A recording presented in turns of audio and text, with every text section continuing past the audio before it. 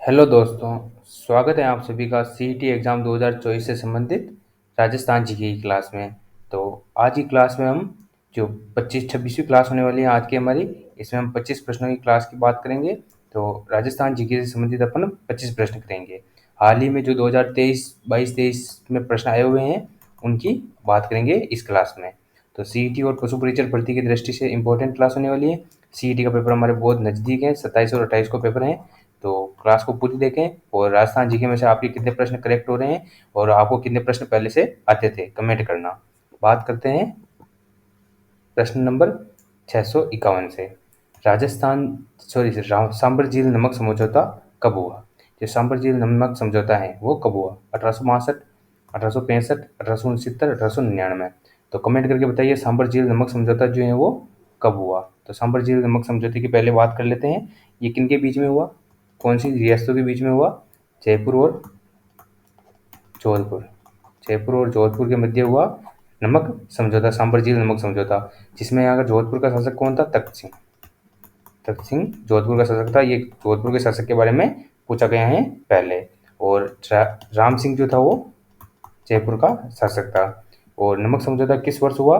तो 1869 में। 1869 में सांबर झील नमक समझौता हुआ और ये अंग्रेजों द्वारा करवाया गया था।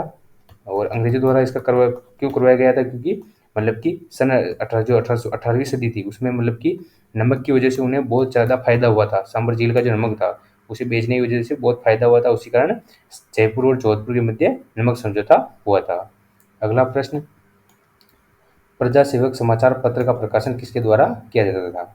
जो प्रजा सेवक समाचार पत्र है उसका मतलब कि समाचार पत्र का प्रकाशन किसके द्वारा किया जाता था?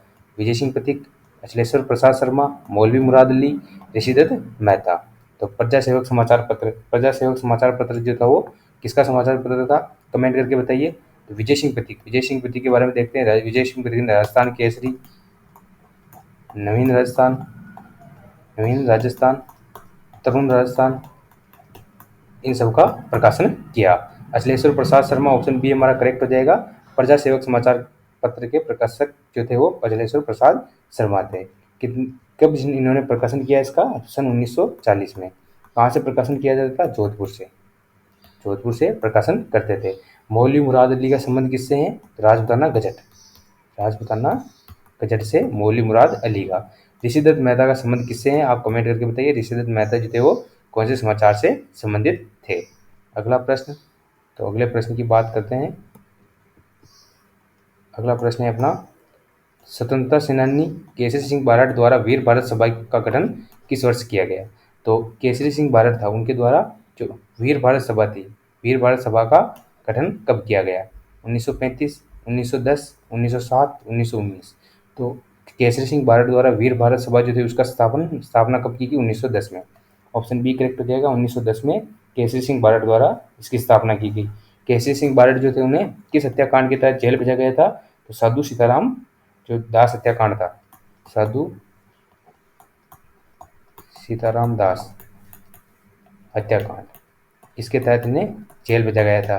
कौन सी जेल? केसरी सिंह बारट ने कौन सी जेल में अपना समय काटा था? तो हजारीबाग जेल। हजारीबाग जेल। और इन्होंने कितने वर्ष की सजा हुई थी? 20 वर्ष की सजा हुई थी। और बात करें केसरी सिंह बारट की, तो केसरी सिंह बारट जो थे उन्होंने चेतावनी या चुंकिया जो 14 सोरठे हैं, कितने? 14 सोरठे हैं, वो किसको भेजे थे? तो मेवाड़ महाराणा फतेह सिंह को भेजे थे केसरी सिंह बारट द्वारा, चेतावनी रा चुंकिया।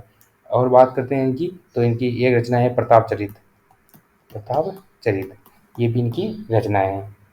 अगला प्रश्न, तो अगला प्रश्न है हमारा, सन 1182 में हुए महोबा के युद्ध में पृथ्वीराज तृतीय का सेनापति कौन था? तो 1182 में पहली बार, तो 1182 में महोबा का युद्ध हुआ। किन किन के बीच में हुआ? पृथ्वीराज तृतीय और किसके बीच में? परमर्दी देव चंदेल। परमर्दी देव चंदेल, चंदेल शासक परमर्दी देव था उनके बीच में, और विजय सिंह पथिक के बीच में ये युद्ध हुआ था। इस समय पृथ्वीराज तृतीय का सेनापति कौन था? गोविंद सिंह, आला, उदल, कुंजन राय। तो आप सभी कमेंट कीजिए, परमर्दी देव के जो सेनापति थे वो कौन थे? मैं बताता हूँ आपको। पृथ्वीराज चौहान का सेनापति था हमारे कुंजन राय। कुंजन राय था, और पृथ्वीराज चौहान ये युद्ध जीत गया था। और जीत के पश्चात इन्हें कुंजन राय को मतलब कि वहाँ का प्रशासक नियुक्त किया था। परमर्दी देव चंदेल के दो सेनापति थे, आला और उदल। आला और उदल दोनों सेनापति परमर्दी देव चंदेल के थे। बात करते हैं अगले प्रश्न की। तो अगला प्रश्न क्या है अपना, सवाई जय सिंह द्वितीय द्वारा गुलाबी नगरी जयपुर की स्थापना किस वर्ष की गई? तो सवाई जय सिंह द्वितीय ने गुलाबी नगरी जयपुर की स्थापना कब की थी? 1559, 1488, 1459, 1727। तो गुलाबी नगरी जयपुर की स्थापना दिवस मनाया जाता है 1727 में। स्थापना दिवस है 1727 में। और बात करें इसकी, तो जय सिंह द्वितीय द्वारा बनाया गया ये जयपुर शहर बसाया गया। और इसका मतलब कि वास्तुकार किसे नियुक्त किया गया था, ये प्रश्न भी पूछा जाता है, वास्तुकार किसे नियुक्त किया गया था? तो इसका वास्तुकार था विद्याधर विद्याधर भट्टाचार्य। अगले बात करें 1559 में उदय सिंह द्वारा उदयपुर की स्थापना। उदय सिंह द्वारा उदयपुर की स्थापना 1559 में। 1459 में राव जोधा द्वारा जोधपुर की स्थापना। 1488 में राव बीका द्वारा बीकानेर की स्थापना की गई। इसके अलावा बात करें सन 1425 में हमारे सरनवा की पहाड़ियों में सिरोही की स्थापना की गई। किसके द्वारा की गई सिरोही की स्थापना? तो सिरोही की स्थापना की गई सहसमल देवड़ा द्वारा ये स्थापना की गई। ये प्रमुख प्रमुख शहर जो हैं बसाए गए थे। नेक्स्ट प्रश्न है अपना, नेक्स्ट प्रश्न क्या है, करौली के किस शासक ने करौली के किस शासक द्वारा सन 1650 में करौली को राजधानी बनाया गया था? धर्मपाल द्वितीय, विजयपाल प्रथम, मदनपाल, धूमराज। तो कौन सा शासक था जिसने 1650 में करौली को राजधानी बनाया था? तो कौन सा हो जाएगा? ऑप्शन ए करेक्ट हो जाएगा। अपना ऑप्शन ए करेक्ट हो जाएगा। धर्मपाल द्वितीय ने सन 1650 में किसको राजधानी बनाया? करौली को। और विजयपाल प्रथम की बात करें तो विजयपाल प्रथम जो था इसने 1040 में यादव राजवंश की नींव रखी थी। यादव राजवंश की नींव रखी, सॉरी 1640 में यादव राजवंश की नींव रखी थी।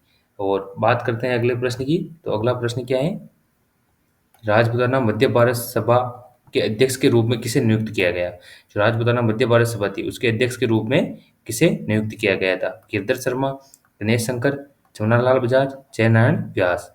तो राजपुताना मध्य भारत सभा जो थी उसके अध्यक्ष के रूप में किसे नियुक्त किया गया था? तो इसका अध्यक्ष था Jamunalal Bajaj. Option C correct हो जाएगा, जमुनालाल बजाज इसके अध्यक्ष थे।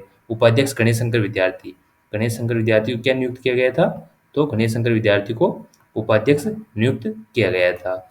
और बात करें तो गिरधर शर्मा जो थे वो प्रथम अधिवेशन जो हुआ था इसका फर्स्ट अधिवेशन की अध्यक्षता की थी चांदनी चौक दिल्ली में, राजपुताना मध्य भारत सभा की। और बात करते हैं अगले प्रश्न की। तो अगला प्रश्न है अपना, निम्न में से कौन से समाचार पत्र का संबंध जय नारायण व्यास से नहीं है? मजरहुल सरूर, अखंड भारत, तरुण राजस्थान, आगी बाण। तो कौन से समाचार पत्र का संबंध किससे नहीं है? तो हमारे जो जय नारायण व्यास हैं उनसे नहीं है। तो ऑप्शन ए करेक्ट हो जाएगा, मजरूहुल सरूर। ये जो पत्रकार था, ये पत्रकारिता जो प्रथम पत्रकारिता थी, राजस्थान की फर्स्ट पत्रकारिता थी जो 1849 में जारी की गई। और कहाँ से ये शुरू हुई थी? भरतपुर से इसका संपादन होता था। बात करें अखंड भारत की, तो अखंड भारत जो था वो 1938 में जय नारायण व्यास द्वारा मुंबई से प्रकाशित किया जाता था। तरुण राजस्थान को 1927 में ब्यावर से जय नारायण व्यास द्वारा। आगी बाण को 1932 में ब्यावर से 1932 में आगी बाण जो था वो राजस्थानी समाचार पत्र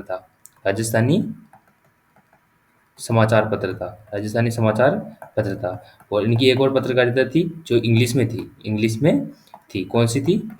पीप नामक पत्रकारिता थी इनकी इंग्लिश में। बात करते हैं अगले प्रश्न की। तो अगला प्रश्न है अपना, निम्न में से किसका संबंध 1907 में स्थापित सर्वहितकारिणी सभा से नहीं है? तो 1907 में स्थापित सर्वहितकारिणी सभा कहाँ स्थापित की गई? कमेंट करके बताइए। तो ये सभा जो सर्वहितकारिणी सभा थी ये कहाँ स्थापित की गई?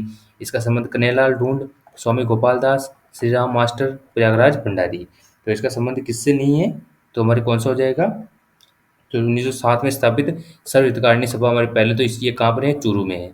और कन्हैयालाल ढूंढ का संबंध सर्वहितकारिणी सभा से था। स्वामी गोपाल दास का भी था, श्री राम मास्टर का भी था, प्रयागराज भंडारी का नहीं था। ऑप्शन डी करेक्ट हो जाएगा, प्रयागराज भंडारी का नहीं था। और कन्हैयालाल ढूंढ, स्वामी गोपाल दास और श्री राम मास्टर ये तीनों सर्वहितकारिणी सभा से संबंधित थे। और सर्वहितकारिणी सभा में इन्होंने पुत्री पाठशाला और कबीर पाठशाला चलाई। पुत्री पाठशाला तो जो थी वो मतलब कि महिलाओं के लिए या फिर लड़कियों के लिए थी। कबीर पाठशाला जो थी वो हरिजनों या फिर दलितों के लिए थी। और बात करते हैं अगले प्रश्न की। तो अगला प्रश्न है हमारा, मारवाड़ के प्रतापी राठौर शासक जिसको अजमत वाला शासक कहते हैं, किस शासक, कौन सा शासक है? अजीत सिंह, मालदेव, भगत सिंह, जसवंत सिंह।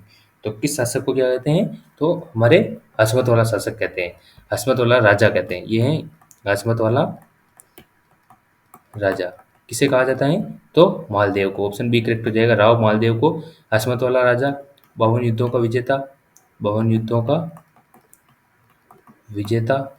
और ये जो है वो मारवाड़ का पितरंता कहलाता है, मारवाड़ का पितरंता कहलाता है। इसने किसकी हत्या की थी? तो इसने अपने पिता राव गांगा की हत्या की थी, राव गांगा की हत्या की थी। भगत सिंह जो है वो दूसरा पितरंता है। भगत सिंह ने अजीत सिंह की हत्या की थी, अजीत सिंह इसके पिता थे, इन्होंने इसकी हत्या की थी। और ये दूसरा पितरंता कहलाता है कौन? भगत सिंह। सही से देखते हैं, भगत सिंह जो है वो दूसरा पितरंता कहलाता है। राठौड़ों में दो पितरंता हुए, एक तो राव मालदेव, एक भगत सिंह। तो बात करते हैं सबसे पहले अपन भगत सिंह की। तो भगत सिंह ने हमारे अजीत सिंह को मारा था। अजीत सिंह जो है उसको कौन सा शासक कहते हैं? अजीत सिंह की उपाधि क्या थी? कमेंट करके बताइए, अजीत सिंह की उपाधि क्या थी? जसवंत सिंह जो थे उसकी मृत्यु पर औरंगजेब ने क्या कहा था? जसवंत सिंह की मृत्यु पर औरंगजेब ने कहा था कि आज कुब्र का दरवाजा टूट गया। अगला प्रश्न, तो अगला प्रश्न है, लालनाथ जी, चोगनाथ जी, सोयदास जी संत किस संप्रदाय से संबंधित हैं? लालनाथ जी, चोगनाथ जी और सोयदास जी बिश्नोई संप्रदाय, चशनाती संप्रदाय, रामस्नेही संप्रदाय, निरंजनी संप्रदाय। तो लालनाथ जी, चोगनाथ जी और सोयदास जी का संबंध किस संप्रदाय से था? जसनाती संप्रदाय से। ऑप्शन बी करेक्ट हो जाएगा, जसनाती संप्रदाय से संबंधित थे लालनाथ, चोगनाथ जी और सोयदास जी। जसनाती संप्रदाय के प्रमुख पीठ कहाँ पर है? कतरियासर बीकानेर में। और इसके मतलब कि किसने संप्रदाय की स्थापना की? तो जसनाथ जी ने संप्रदाय की स्थापना की सन 1585 में। और बात करते हैं अगले प्रश्न की। तो अगला प्रश्न है, सहरिया जनजाति का कुंभ कहलाने वाला मेला जो ज्येष्ठ अमावस्या को पड़ता है, कहाँ पर पड़ता है? सहरिया जनजाति का कुंभ कहलाता है और ज्येष्ठ अमावस्या को पड़ता है, वो कहाँ पड़ता है? बारा, प्रतापगढ़, बांसवाड़ा, डूंगरपुर। तो कुंभ कहलाने और सहरिया जनजाति का कुंभ किस मेले को कहते हैं? तो सीताबाड़ी के मेले को, सीताबाड़ी का मेला। सीताबाड़ी का मेला जो कब पड़ता है? ज्येष्ठ अमावस्या को पड़ता है। और ये कहाँ पर पड़ता है? केलवाड़ा, बारा में। केलवाड़ा, बारह में पड़ता है। ज्येष्ठ अमावस्या को सहरिया जनजाति का कुंभ कहलाता है। अगला प्रश्न, तो अगला प्रश्न है, अर्थुना बांसवाड़ा में बना मंडलेश्वर शिवालय मंदिर किस वंश द्वारा बनाया गया? जो अर्थुना बांसवाड़ा है वहाँ पर बना मंडलेश्वर मंदिर, मंडलेश्वर मंदिर शिव का मंदिर है। और प्रतिहार द्वारा, परमार द्वारा, पाड़ा द्वारा, चौहान द्वारा, किनके द्वारा बनाया गया है? तो चामुंडा राज परमार द्वारा। ऑप्शन बी करेक्ट हो जाएगा, चामुंडा राज परमार द्वारा। ये प्रश्न अभी हाल ही में आया हुआ है, जो 8 सितंबर को जो पेपर था, मतलब कि संस्कृत डिपार्टमेंट का फर्स्ट मतलब कि असिस्टेंट प्रोफेसर का, उसमें प्रश्न था कि किसके द्वारा निर्मित है। ये सेम प्रश्न था, बाकी चामुंडा राज परमार जो था उसने इसका निर्माण करवाया। अगला प्रश्न है, राजस्थान में कौन सी भाषा या बोली उसके क्षेत्र से सही सुमेलित नहीं है? खेराड़ी ब्यावर, जगरोती करौली, नागरचौल टोंक सवाई माधोपुर, तावड़ी उदयपुर। तो कौन सी भाषा जो है उसके क्षेत्र से सही सुमेलित नहीं है? तो खेराड़ी जो है वो, खेराड़ी कहाँ बोली जाती है? जहाजपुर शाहपुरा से टोंक तक। जगरोती करौली में बोली जाती है, नागरचौल टोंक सवाई माधोपुर में बोली जाती है। और तावड़ी बोली जो है वो उदयपुर की बोली है। बात करते हैं अगले प्रश्न की। अगला प्रश्न है, देवनारायण जी की फड़ के वाचन के समय कौन सा तत्ववाद्य यंत्र बजाया जाता है? तो देवनारायण जी के फड़ के वाचन के समय जो तत्ववाद्य यंत्र बजाया जाता है वो कौन सा? मंजीरा, रावणत्ता, जंतर, सारंगी। तो देवनारायण जी की मतलब कि फड़ के वाचन के समय जंतर वाद्य यंत्र बजाया जाता है। ऑप्शन सी करेक्ट हो जाएगा, जंतर वाद्य यंत्र बजाया जाता है।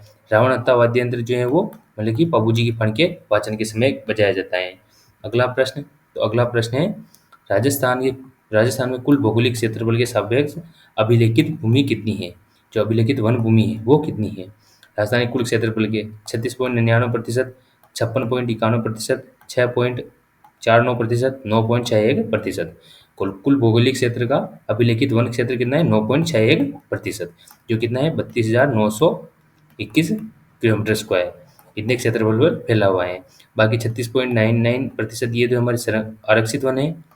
राजस्थान में आरक्षित वन है, 3 प्रकार से वन को बांटा है। आरक्षित वन है और 56.51%, 56.51% जो है वो हमारे संरक्षित या रक्षित वन है, संरक्षित या फिर रक्षित वन है। और 6.49% जो है वो अवर्गीकृत वन है। अवर्गीकृत वन, अवर्गीकृत वन जो है वो कितने हैं? 6.49%। आरक्षित वन सर्वाधिक कहाँ पर है? तो उदयपुर में है। और संरक्षित रक्षित वन कहाँ पर है? करौली इस साइड, अल्लोर जी साइड पर है। और अवर्गीकृत वन जो है वो पश्चिमी राजस्थान में है। अगला प्रश्न हमारा, अगला प्रश्न है, राजस्थान सरकार ने किस वर्ष राजस्थान राज्य पर्यावरण नीति बनाई? तो राजस्थान राज्य पर्यावरण नीति जो है वो किस वर्ष बनाएगी? 2010, 2011, 2013, 2019। राजस्थान राज्य पर्यावरण नीति ये जो है वो किस वर्ष बनाई गई? 2010 में। ऑप्शन ए करेक्ट हो जाएगा। 2010 में जो है वो राजस्थान राज्य पर्यावरण नीति या राजस्थान मतलब कि टूरिज्म पॉलिसी ये भी 2010 में ही आई। और बात करते हैं अगले प्रश्न की। तो अगला प्रश्न है, गमधर का जैव विविधता पार्क राज्य के किस जिले में स्थित है? गमधर जैव विविधता पार्क जो है वो किस जिले में? बूंदी, उदयपुर, जयपुर, सीकर। तो गमधर जैव विविधता पार्क जो है वो किस जिले में? बूंदी में। ऑप्शन ए करेक्ट हो जाएगा। गमधर जैव विविधता पार्क जो है वो बूंदी में स्थित है। अगला प्रश्न हमारा, अगला प्रश्न है, जेएफएम का पूरा नाम क्या है? जेएफएम जो है उसका पूरा नाम क्या है? संयुक्त वन प्रबंधन, कनिष्ठ वन प्रबंधन, चूरी वन प्रबंधन, जयपुर वन प्रबंधन। जेएफएम का पूरा नाम क्या है? संयुक्त वन प्रबंधन। ऑप्शन ए करेक्ट हो जाएगा। संयुक्त वन प्रबंधन जो है वो जेएफएम का पूरा नाम है। अगला प्रश्न हमारा, तो अगला प्रश्न क्या है? अगला प्रश्न है, माही धवल, माही कांचन, मेगा, नवजोत। माही धवल, माही कंचन, मेगा और नवजोत किसकी किस्में हैं? चावल, मक्का, गेहूं, कपास। माही धवल, माही कंचन, मेगा, नवजोत ये किसी किस्में है? मक्का की। ऑप्शन बी करेक्ट हो जाएगा। मक्का की किस्में है माही धवल, माही कंचन, मेगा और नवजोत। इसके अलावा चावल, गेहूं और कपास इनकी किस्मों की बात करते हैं। चावल की किस्म तो है सबसे पहले हमारे इस गेहूं की किस्में सोनालिका, सोनालिका और कौन सी है? कोहिनूर, कोहिनूर और सोना। जी अगर किसी के भी पीछे सोना नजर आ जाए तो गेहूं की किस्में है। बाकी गंगानगर अगेती, गंगानगर अगेती, मालवी, बीकानेरी नरमा, नरमा ये किसकी? कपास की किस्में हैं। चावल की किस्मों की बात करें, चावल की किस्में माही, माही धवल, सॉरी माही सुगंधा, माही सुगंधा और कौन सी है? तो और बात करते हैं माही सुगंधा और चंबल, परमल ये सब जो है वो चावल की किस्में हैं। अगला प्रश्न हमारा, कोनेरी सरोई किस खनिज की खान है? कोनेरी और सरोई किस खनिज की खान है? अभ्रक, तांबड़ा, मैग्नीज, बेरिलियम। तो कोनेरी और सरोई जो है वो किसकी खान है? तांबड़ा या फिर जैसे गार्नेट, तांबड़ा या गार्नेट की खान है कोनेरी, सरोई, कुशलपुरा, कुशलपुरा, जगतपुरा। इसके अलावा दो फेमस स्थान है आपको पता होगा, सरवाड़, सरवाड़, सरवाड़ केंकड़ी और राजमहल टोंक, राजमहल टोंक ये दोनों प्रसिद्ध खान है। बाकी कुशलपुरा, जगपुरा, क्योनेरी और सरोई ये भी पूछी जाती हैं। बाकी बेरिलियम की खान जो है उदयपुर और जयपुर में है। उदयपुर में आमेर से बीरल तक और हमारे जयपुर में गुजरवाड़ा, बांदेर, सिंदरी यहाँ पर बेरिलियम की खान है। और गार्नेट अभ्रक जो है, अभ्रक की प्रमुख खान जो है वो नाथ की नेरी, टुनका, सिंदरियास हमारे भीलवाड़ा में है और शाहपुरा में स्थित है। अगला प्रश्न, तो अगला प्रश्न है, एसोसिएट सीमेंट कंपनी लिमिटेड एक इकाई है घोटन, लाखेरी, सिरोही, चित्तौड़गढ़। तो associate cement company ACC, ACC company limited जिसे कहते हैं अपन, वो कहाँ पर है? तो लाखेरी, बूंदी में है। प्रथम सीमेंट कारखाना है, ये कब स्थापित किया गया? आप सभी कमेंट करके बताइए कब स्थापित किया, कमेंट करके बताइए। और बात करते हैं एसीसी बूंदी की, तो प्रथम मतलब कि कारखाना है सीमेंट से संबंधित बूंदी, लाखेरी बूंदी में है। कॉटन नागौर जो है वहाँ पर प्रथम सफेद सीमेंट का कारखाना है।